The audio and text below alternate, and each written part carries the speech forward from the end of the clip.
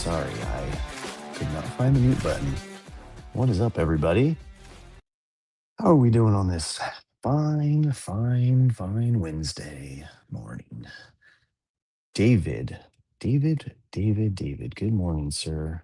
Missed you. How was your weekend away? Long weekend in Chicago. What happened? How was it? Good morning, Dr. Feelgood. If anyone is in or near Kansas City this weekend, hit me up. I'm presenting at a conference. Oh, thanks. I was actually gonna Good stuff. And then, did you hear that VFriends is coming to Texas next weekend? I think like the 22nd or something like that for a Collecticon. Some people are going to be there, so you should make that happen, sir. Good morning, Dylan. What's up, buddy? How's it going? What is up? What is everybody getting after? There's my, come on. Like this, guys, the back end of these little apps. I don't know if someone knows or does this. I know a lot of you guys have podcasts and stuff like that, but it's just so weird to me that they even bother trying to count how many people are watching when it doesn't make any sense. Saying there are 7 people in Twitch and I count one, two, three, it's just weird. I don't get it. But yes, hoping for DFW in November as well. Nice. All right. Good stuff. Yeah, I'm doing well. I have some sweet, exciting news that hit yesterday, and I've just kind of been on one of those cloud 9 situations ever since. Busy weekend, or else it sounds like a nice weekend trip from STL. Yeah. What's the conference? Is it like completely in your field, or is it just something adjacent and you got a spot there speaking? I got a call yesterday from a potential client that they want to hire me to build their home. It is a development. Everyone is traveling this season. Yeah, I was more of a summer and spring traveler. I'm trying to shut it down for the rest of the year. Educational leadership. Cool. Good.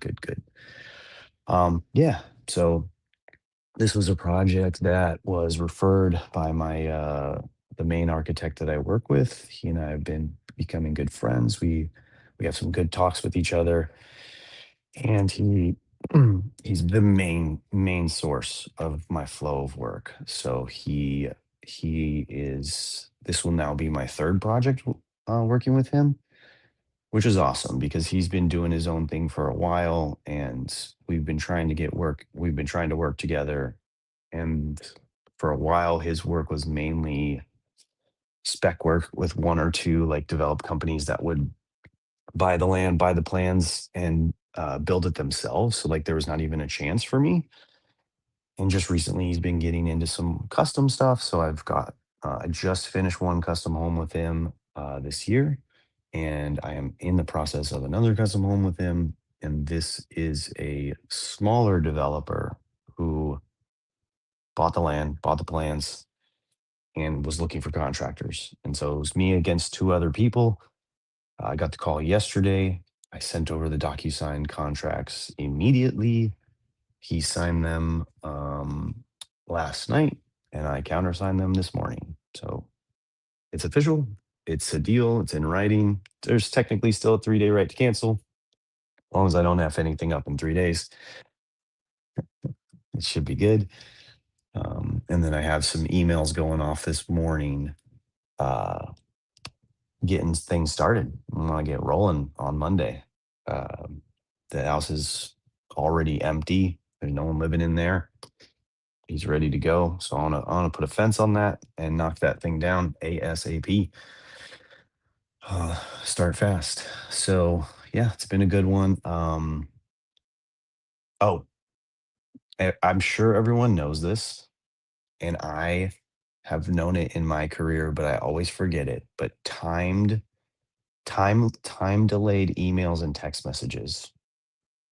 are the alpha. If you're an early morning person and the rest of the world isn't awake yet, you can now do that in a text message on Apple. And Good morning, Don.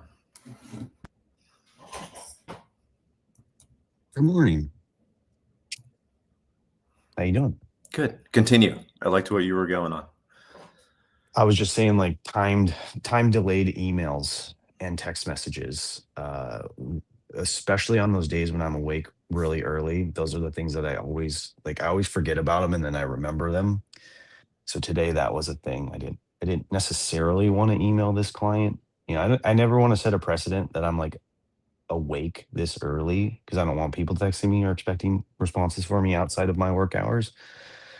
But sending stuff out on a timer is a good hack that I often forget. Yeah, same for me with teaching. I sent some late emails last night without the time delay, but I thought they were important. Yeah. Some emails to parents for some kids who were on the struggle bus for the past few weeks. I thought it was timely. So, Yeah. but yeah, usually I'll set them for like what's the time that you normally set your time delay for? Between 7 and 8 o'clock. So sometimes I'll send them for 8 if it's clients, and then for like subcontractors, I'll go a little earlier, like 7.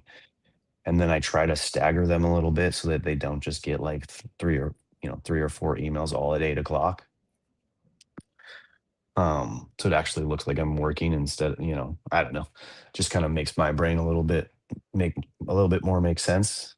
Uh, and then part of me has this thought that like, oh, but like if you actually send it at 4 a.m., like, is their mind gonna be like, oh dang, he's just working at 4 a.m.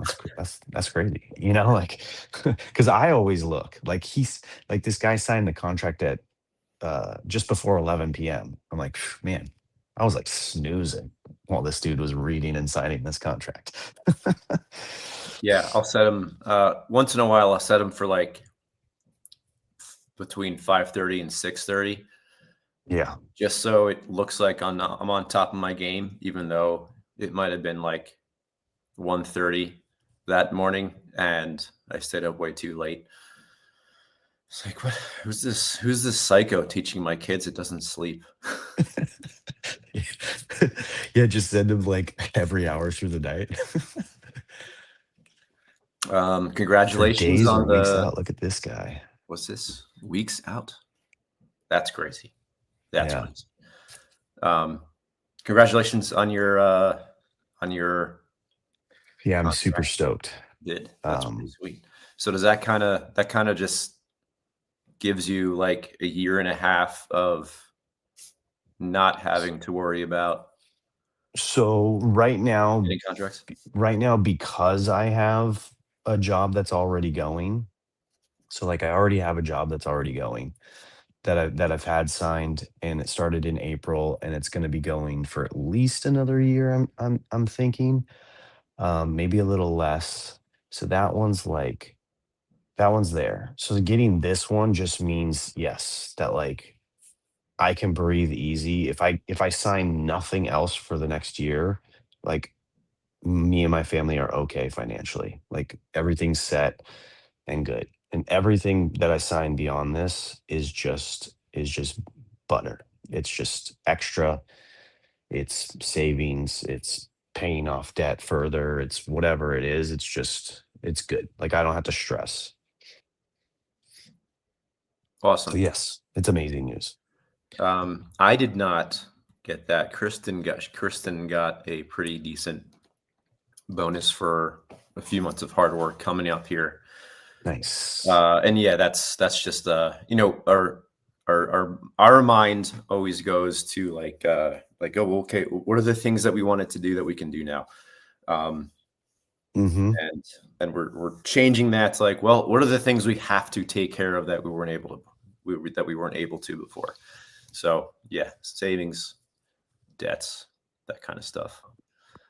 Yeah, we really got to get this little debt that we've been racking, and then kind of I mean, I'm hoping to reconfigure the way that we spend money. I've been hoping that for a while now, because it's times like this where um it's times like this where like my income is going to be spiked a little bit higher than it's ever been. Like year after year so far, I've been getting a little more each year. And unfortunately, we're also spending a little more each year. So at some point, there's going to be a cap. And if the expenses don't go down, or at some point, we're going to have a problem year. Like if I didn't get this job, like I was looking at like a pretty bare winter, and I was getting a little concerned. So I Mhm. pushed hard for this job. Um, and I had very high hope, and very confident in what I put forward to them. So yeah, all good, man. Yeah. Happy and stoked. I like I just put your thing. I called my wife right away, super excited, like all that stuff. Talk to you guys, talk to my people. Yeah. It was good. Glad you shared and didn't keep that in your back pocket. Yeah.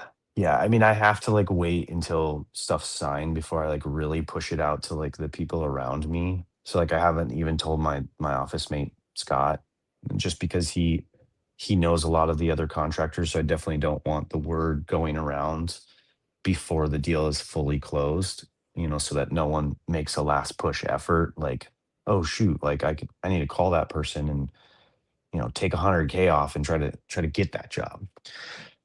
Um so yeah. Better to build hot savings for a rainy day. Yeah. Yeah, we've gotten better at that. Just tracking everything. That's been the change that we've made, that we fall in and out of. Yeah. It's hard to stay on top of it. Um, but when you do, it works. It just works. Be aware of where it's going.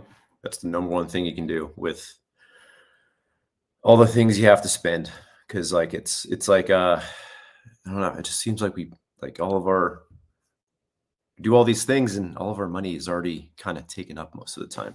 I, f- I, Frustrating. f- I feel like Dylan just like unlocked something for me. So just got to shout him out for a minute. Like I brought up timed emails, and it was like, I'm talking about like just sending them out hours in the future. And I preface this with, I always forget about this. I don't do it enough to realize the power of it. But like Dylan just unlocked something in my mind that has been a problem for me in the past. Like when I bid jobs, I send all my plans out to my trades, and I say, hey, your bids are due in a month.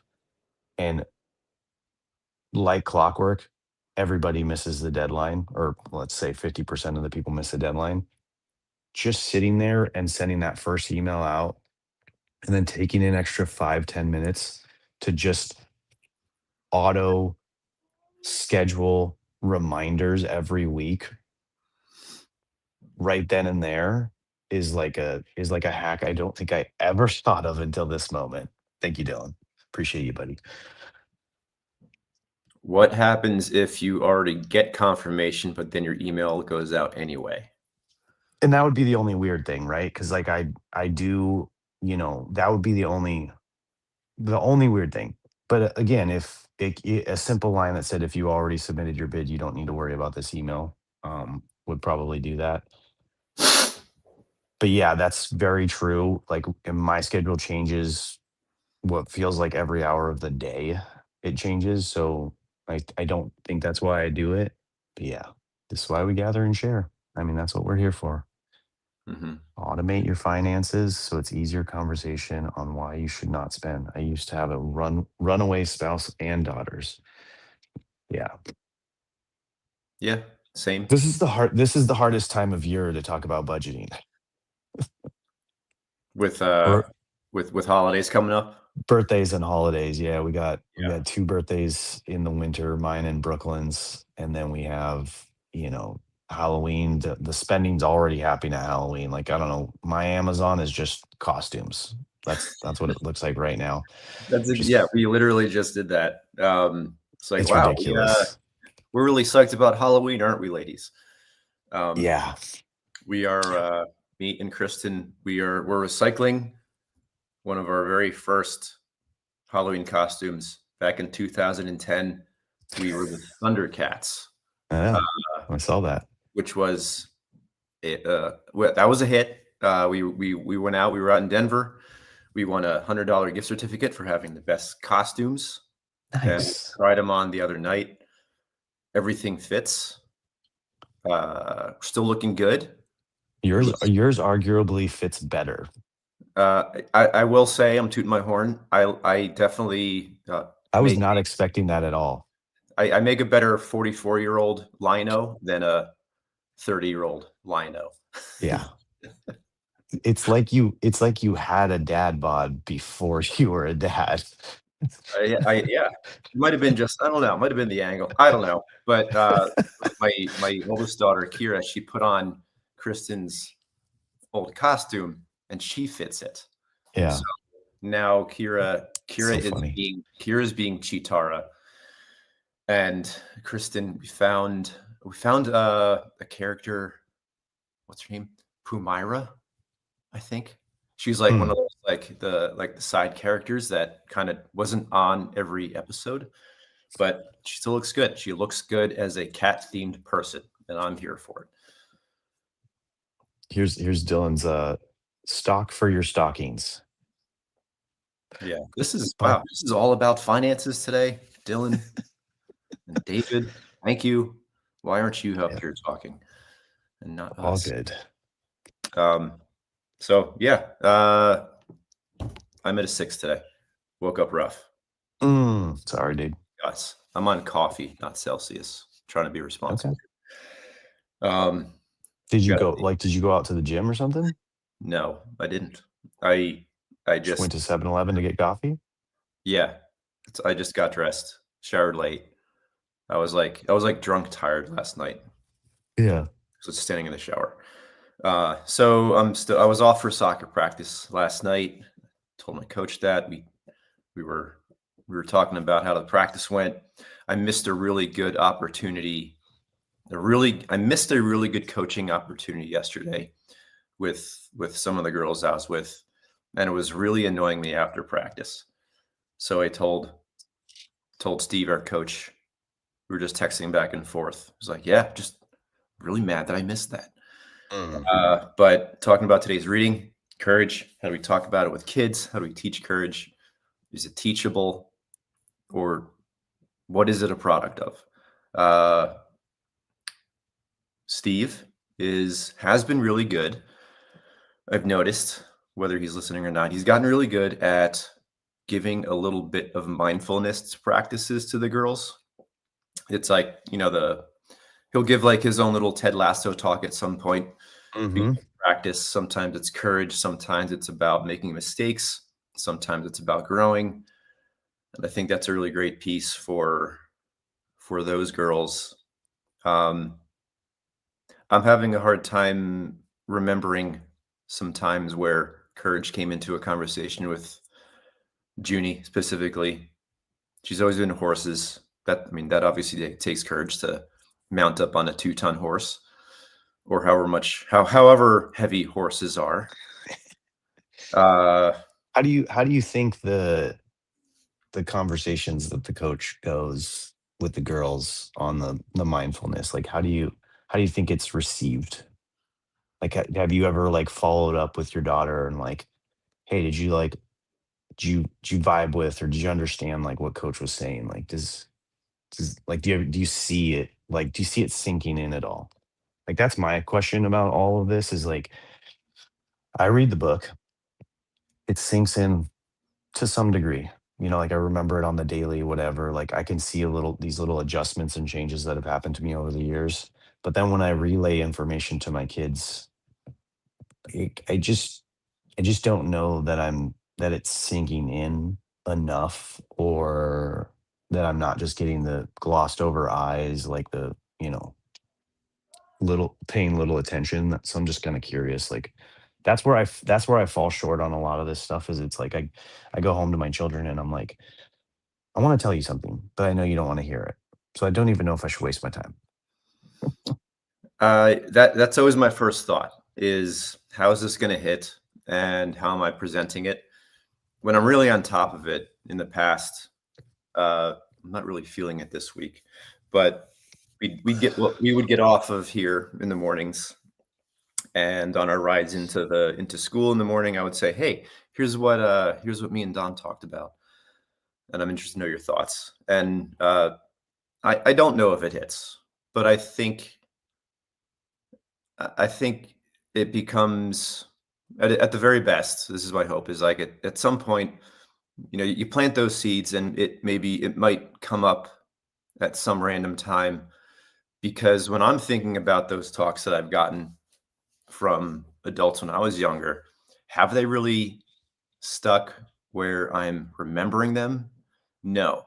But I think over time, maybe it's like maybe it's a subconscious connection, Yeah. you know? It's not always like really remembering what people say. Like my high school soccer coach, I mean, I remember getting speeches. Do I remember what he said? No, but I do remember the way that it hit and how it felt, you know? And Yeah. that has definitely formed who I am today. Or like coaches, college professors. I had a really great uh, painting and drawing professor that was just good at verbalizing the thinking process of creativity and the challenge that comes with it. I don't remember what he said, but I do remember that it affected the way that I thought. And I think that's where it comes in. Like I don't remember the things that Coach Steve said to the team, but I do remember looking at the team and most of the girls like, that may not really glazed eyes, but like, they might be like staring to the distance, like staring at the ground. Yeah. And you can kind of see like a half a second where they're like, "Oh yeah, okay." Yeah. And I'm then thinking, I'm thinking like, we remember the things that like remember like every moment, like are the big hits, like the big aha moments, the very funny moments, the very traumatic moments, like all those kind of things. But like over the long tail of things, someone had to have taught and instilled like all these good behaviors that we have. Like me, like I'm a very prompt and like timely person, like on time person. And I don't remember anyone giving me a speech about like, you know, on time is late and early is on time. Like, I don't remember, there was no one in my life that gave me that speech. There was no reason, but somehow, some way it got instilled in me. And it very well could have been my parents. It very well could have been a coach or a teacher. But yeah, I couldn't point to a conversation where someone was like trying to teach me a lesson on being, you know, prompt or tardy, other than like getting tardies at school, like that was a thing when I was a kid. yeah. Here's a metaphor that I think this metaphor connects. Also, good morning, mom. Mom's Morning, jump. MP. Um, let's take steak. Uh, when Steak.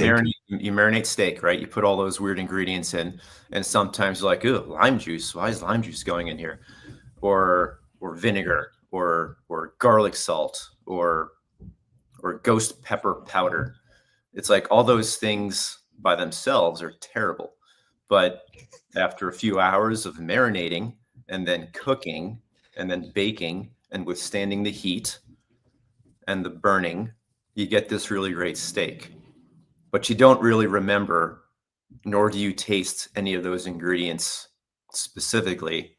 All of them just kind of combine and make this really great piece of meat. Kind of like how these, we based our children in this advice, that in this life advice, and maybe they're resistant, maybe they're sitting there soaking in it, and at some point, it enhances their experience or flavor or whatever. Yeah. Uh, Trim the fat, you know, trims the fat. take off some of those bad habits maybe. Good morning, babe. You want to come say hi to everybody? Come say hi to grandma. Come say hi to come say hi to the gang. Oh, that's wifey. Good morning. Hi, good morning. Oh, Kristen. Kristen's really good at preparing for Halloween. You're just Got the outfits on and the shirts. Yeah, presenting well. talking about our Thundercats revival here. Oh, yes. Winners. Yeah. Yep. So, what else? Anything else for today? Whoa. Corso's in the chat. What's up, buddy? Good What are you morning. doing? I've not seen Corso. First time in the chat, bud. First time. Good morning. Good morning. Good morning. Corso. I have gotten a rash of new Facebook suggestions. I don't normally check on Facebook suggestions, but I've had like a rash of VFriends adjacent suggestions that I've done. No, Yeah, they these go are hard. good rashes, David. They come in waves, you know? Yeah. All right. Anything else? Anyone else? Courage, bravery. I like this reading. I really like that movie. I'm a big fan on those kind of movies that either follow a true story or follow a deep, are sprinkled in with humor and drama and all the other cool effects, but at the end it's like a really big lesson or story or moral. And I think I'd like to say part of that has a good amount of why I am who I am because I was always a big movie and TV show person, and I always connected with those shows that like had that deeper meaning. Like I always found the deeper meaning in shows and movies amongst the humor and the cool things. And that was always my reason for, continuing to watch movies and TVs even though it's arguably a distraction, a escape, a whatever. Yeah, same. Are you referencing We Bought a Farm? That was in the reading We today? bought a zoo, yeah. Yeah, that was something that I mean, I read it right before the show here, but that was something that I meant to bring up are the times when you really stick your head out there, stick your neck out, in this brief flash of bravery or courage or what's the word for not really worrying about the consequences? There's a word for it, but if you have done that, I know I've done it. Being rash. A rash of bravery. I've done it before. I've done it in my in teaching with new things and okay, for example, like sign up for some art fairs where I worked in public in front of people. Felt really weird at first, but I'm really glad that happened because When's the next one, dude? What? Say what? When's the next one? I don't know yet. It's getting cold out, but I unlocked this love of or this realization that working with people watching makes me better. Whatever that might be.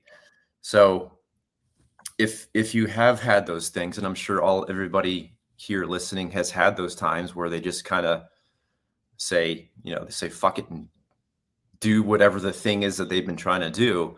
How many times has it gone worse than planned? I would say it's probably generally gotten better than planned. Yeah. Yeah. Yeah, I think so. I mean, Corso, I would say Corso's a pretty good, he was, when I first knew him, he was an internet-based employee, right? Like he was working hard behind the scenes, but he was behind a computer. And the man is a whiz around a computer.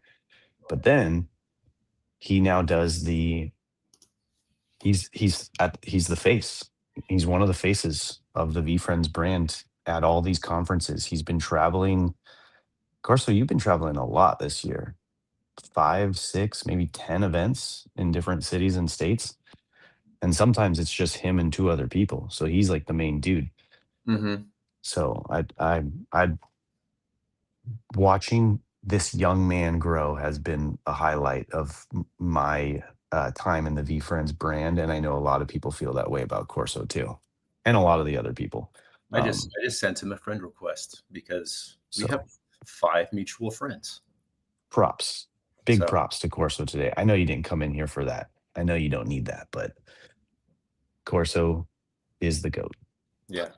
Little love to Ryan too. Ryan has been doing something behind the scenes. Habit 24, our brand new sponsor. But Ryan just seems to be throwing himself in multiple directions, making stuff click.